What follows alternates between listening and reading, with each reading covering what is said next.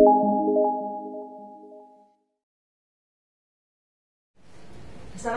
warahmatullahi wabarakatuh. Jumpa lagi kita dalam acara podcast Bincang Sihat RSSA dari Instalasi Rehabilitasi Medik. Oke, bersama saya dengan Dr. Rita, dan hari ini topik yang akan kita bahas adalah tentang pelayanan dari instalasi rehabilitasi medik terhadap pasien-pasien dengan COVID-19.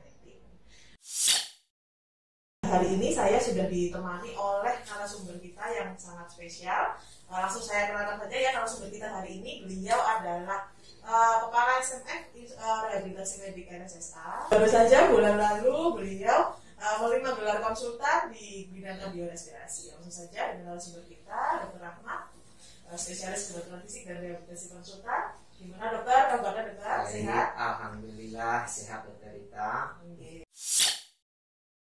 Jadi gini ya dok, ini kan hari ini kita podcast nih dok tentang topiknya adalah pelayanan instalasi rehabilitasi medik pada masa pandemi ini. Nanti lebih jauh akan kita bahas tentang COVID-19 gitu.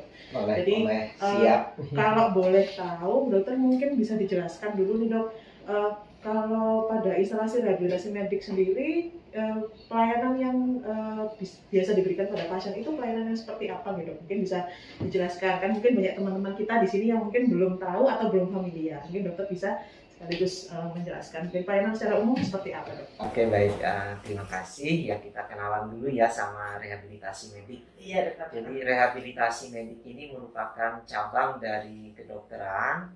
Hanya saja di sini program-program penata laksanaan atau pengobatannya itu mungkin kalau biasanya ke dokter-dokter penyakit dalam, dokter anak kan itu sudah sering kita hubungannya itu ngeresepin obat, ya kan? Kalau dibedah berarti tindakan pembedahan.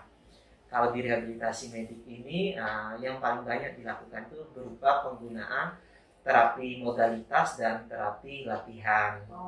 Bisa juga berupa terapi bicara, terapi okupasi, ya. Atau ada juga jika membutuhkan alat-alat bantu, ya misalnya seperti prostesis, yaitu alat tangan buatan, alat kaki buatan, ya juga diberikan di rehabilitasi medik. Ada juga yang membutuhkan alat bantu jalan, misalnya penggunaan tongkat, ya, wheelchair, ya, kursi roda, alat penyangga badan seperti korset, ya, korset di pinggang, penyangga leher, itu juga diberikan di rehabilitasi medik. Jadi memang jenis pelayanannya juga cukup banyak dan terintegrasi ya dok ya. Jadi nggak cuma biasanya kan kalau dokter kita pasien datang periksa dikasih obat. Kalau di rehabilitasi medik tidak hanya itu dokter, dia juga dilatih, kemudian apa yang perlu diperbaiki mungkin bisa ditambah dengan korset dan yang lain-lain seperti itu juga. Benar sekali Dr. Rita, dan juga di rehabilitasi medik ini merupakan kerja dari teamwork. Jadi kita tetap bekerja sama dengan semua bidang dari jenis spesialis lain. Ya, tapi juga di rehabilitasi medik sendiri itu ada banyak profesi yang di dalamnya. Itu ada dokternya, ada fisioterapinya, ya ada terapi bicaranya, terapi okupasi. Kemudian ada ortosis prostesis, di situ juga ada perawat rehabilitasi dan juga ada psikologi. Ya, jadi timnya aja udah banyak. Jadi bentuk pelayanan dari masing-masing profesi itu juga banyak masing-masing ada. Oke dok, sekarang kita masuk ke topik yang utama nih ya dok ya, tentang COVID-19 kan. Kan kalau misalnya setahu saya dokter rehabilitasi medik itu beserta timnya tentu saja itu kan juga ada berperan penting dalam perawatan pasien-pasien COVID-19. Iya, mungkin dokter Rahmat bisa memberikan gambaran nih seperti apa kira-kira perawatan yang bisa diberikan oleh rehabilitasi medik dari dokter beserta timnya kalau misalnya dengan pasien yang rawat inap dengan COVID-19 seperti apa dok? Iya, benar sekali. Jadi sebenarnya kita ada penanganan di rawat inap dan juga yang pasca COVID ya dokter kita ya. Kalau ini yang pasca rawat inap, yang lagi ada di rumah sakit di ruang isolasi, kita selama ini dilibatkan dalam intensitas yang cukup intens sehingga kami itu terus rutin teratur mengikuti memberikan pelayanan pasien di ruang isolasi. Fokusnya pada program rehabilitasi selama rawat inap yaitu untuk mensupport keberhasilan pengobatan oleh dokter DPJP utama, misalnya dari DPJP anestesi, DPJP paru, DPJP penyakit dalam. Nah, apa aja yang diberikan program rehabilitasi untuk mensupport DPJP utama tadi, tentunya yang paling diharapkan oleh dari teman-teman sejawat itu yaitu program latihannya, khususnya sekali yaitu program latihan pernapasan serta program mobilisasi. Nah, untuk kepentingan program pernapasannya, kami kan COVID ini kan yang diserang utama adalah paru-parunya ya, yang utama, selain juga permasalahan sistemik lainnya. Untuk permasalahan di paru-paru ini yang utama sekali yang kami selalu program itu yaitu latihan napas, bagaimana agar napas pasien ini berjalan dengan efektif, melatih napas, melatih inspirasi, kemudian melatih ekspirasinya. Di situ akan mempengaruhi pola napas, ya, kemampuan untuk mengontrol sesak, kemampuan untuk membersihkan dahak kalau ada dahaknya, itu manfaatnya. Kemudian otot napas itu tidak mudah lelah atau tidak mudah capek ketika terjadi sesak. Kemudian yang lain yang kita berikan itu yaitu melatih pasien itu untuk melakukan perubahan posisi. Dan perubahan posisi ini selain untuk membantu mobilisasi pasien yang bisa melatih gerakan luas gerak sendi, memperkuat otot, melatih tidur dan duduk berdiri, yang mungkin itu kalau orang sehat tidak ada masalah, tapi kalau pasien sakit, kondisi lemah, kondisi kritis, tentunya ini menjadi tugas yang sangat sulit. Nah, itu yang dilatih itu. Kemudian ada juga peran lain yang kita lakukan secara teratur untuk pasien-pasien COVID, yaitu bagaimana posisi-posisi tertentu itu ternyata membantu meningkatkan efektivitas fungsi respirasi. Kita mungkin sudah sering dengar yaitu prone position. Oh ya, posisi tengkurap itu ya? Tengkurap. Jadi kalau pasien-pasien COVID itu selama menjalani isolasi baik di rumah maupun di rumah sakit, salah satu cara untuk meningkatkan saturasi oksigen itu ya, yaitu dengan melakukan prone position. Memang prone position ini terbukti sangat membantu meningkatkan saturasinya.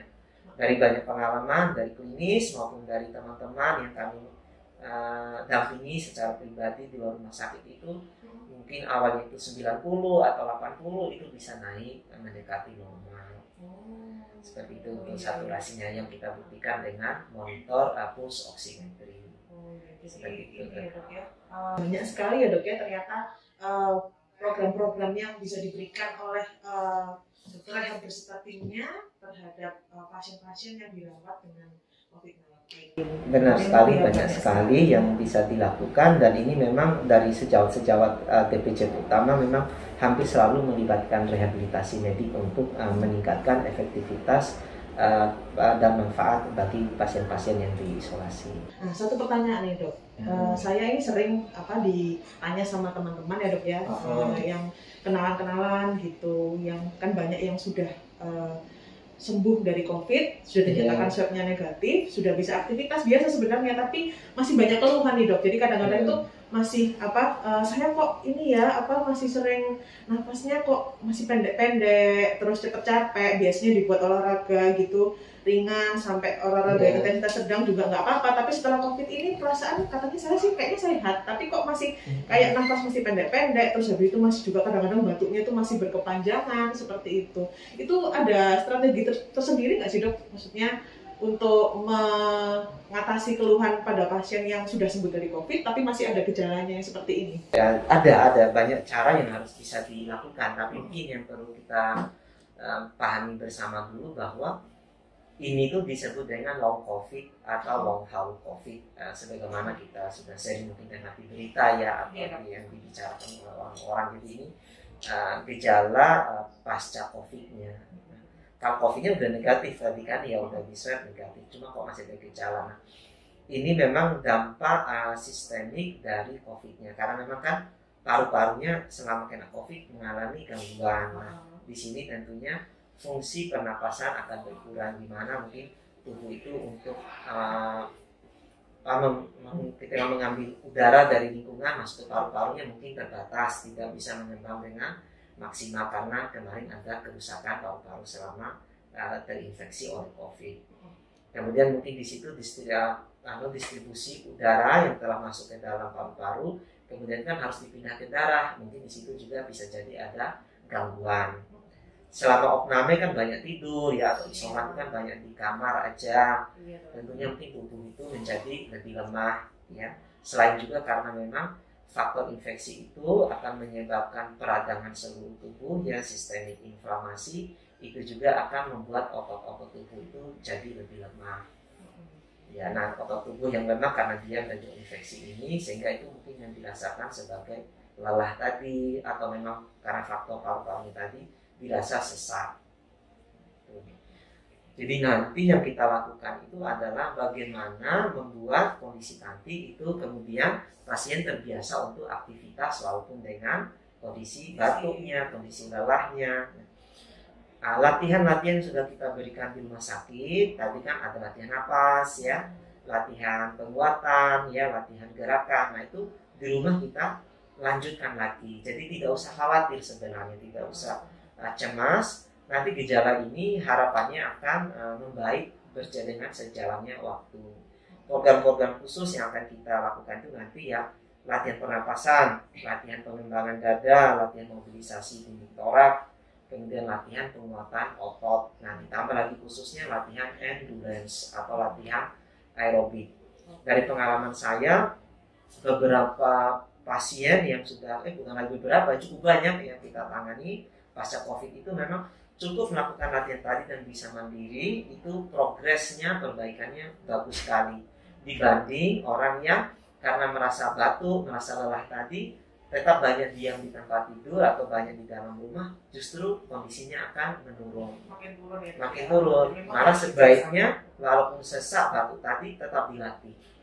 Jadi bukan berarti kalau kita kondisi sesak harus berarti malah tambah diam di rumah. Jangan, gitu ya. Iya, Jadi malah nanti harusnya dipakai aktivitas supaya kondisi tubuh bisa semakin baik dan bisa karena itu tadi ya Dok ya, awalnya lama isoman terus nggak ngapa-ngapain, bukan berarti kalau cepet capek dan sesak harus makin diam, tapi harus dibuat aktif. Kuncinya itu tetap dibuat aktivitas dan latihan-latihan yang waktu rawat inap jangan ditinggalkan. Nah, itu tadi penjelasan yang sangat bagus sekali saya rasa dari Dr. Rahmat tentang pelayanan instalasi rehabilitasi medik di masa pandemi. Ya, moga-moga dengan penjelasan yang singkat, padat dan jelas itu tadi bisa sedikit mencerahkan kita semua tentang bagaimana sih pelayanan instalasi rehabilitasi medik di masa pandemi. Jadi intinya kita nggak perlu khawatir ya Dok ya, kalau misalnya pengen periksa tetap kita jamin keamanannya. Kemudian tadi yang penting untuk pasien COVID-19 gitu, yang bagi teman-teman mungkin yang masih ada gejala setelah walaupun swabnya sudah negatif, ini tetaplah beraktivitas gitu, tetap berpikiran positif dan juga jangan dilupakan latihan-latihannya tetap harus dikerjakan. Oke, sayang sekali nih Dok, memang waktu podcast kita ini memang terbatas ya Dok ya, jadi mungkin itu dulu yang bisa kita bahas untuk hari ini. Moga-moga nanti ada kesempatan selanjutnya supaya kita bisa bahas lebih dalam lagi. Itu nih Dok. Oke. Mungkin itu sekian dari saya dan juga Dr. Rahmat dari podcast Bincang Sehat RSSA hari ini. Kita jumpa lagi pada podcast yang selanjutnya. Bye bye. Assalamualaikum warahmatullahi wabarakatuh.